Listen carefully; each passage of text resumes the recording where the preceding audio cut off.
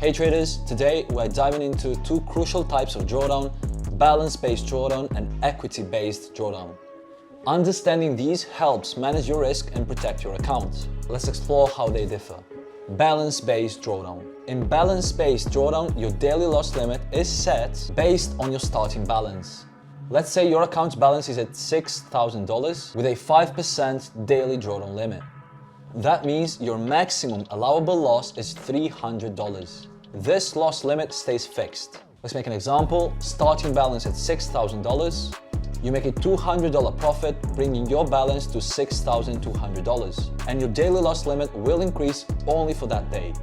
By the end of the day, before the reset at midnight, you can close a total of minus $499 allowable loss for the day. When the P&L is calculated, the process is as follows. Subtract your total loss, so minus $499.99, from your profit for the day, $200, which results in a negative value, minus $299.99. This means you could lose up to $299 before hitting your daily loss limit. Once the loss reaches minus $300, the account will be breached.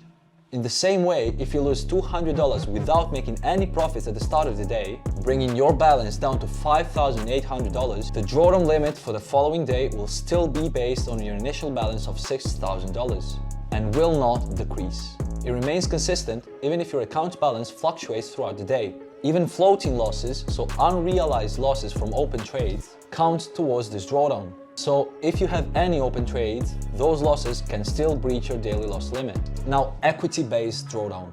On the other hand, equity-based drawdown considers your current equity, which includes both floating profits and losses.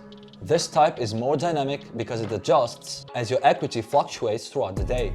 Example, your equity is $6,200 at the start of the day with a 5% drawdown limit, giving you a $310 loss limit.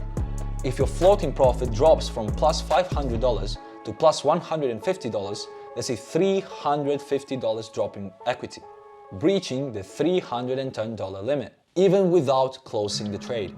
While equity-based drawdown can be more flexible, it also means that unrealized losses could lead to a breach without actual trade closure.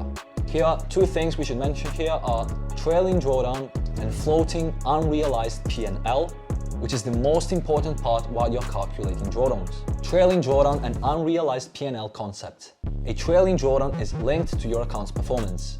When your profits increase, the drawdown rises by the same amount, and if the profits decrease, your drawdown adjusts accordingly. For example, if your profit goes up $1, the drawdown limit also increases by $1. This rule applies to both closed trades and any open trades you have during the day. It's a way to track your risk as your account grows or drops. Trailing drawdown can be referred to as equity-based drawdown as well. A floating loss is part of your drawdown and refers to the unrealized profit or loss on an open trade. This means that while a trade is still active, the profit or loss it shows is considered floating and unrealized because it hasn't been finalized by closing the position. It affects your drawdown because these unrealized losses count toward your overall risk and could lead to breaching your drawdown limit even before you close the trade. Now you see how balance-based drawdown offers more consistency, while equity-based drawdown adjusts dynamically with your account's equity. Stay tuned for our next video where we will explain how balance-based drawdown is best for stability and traders.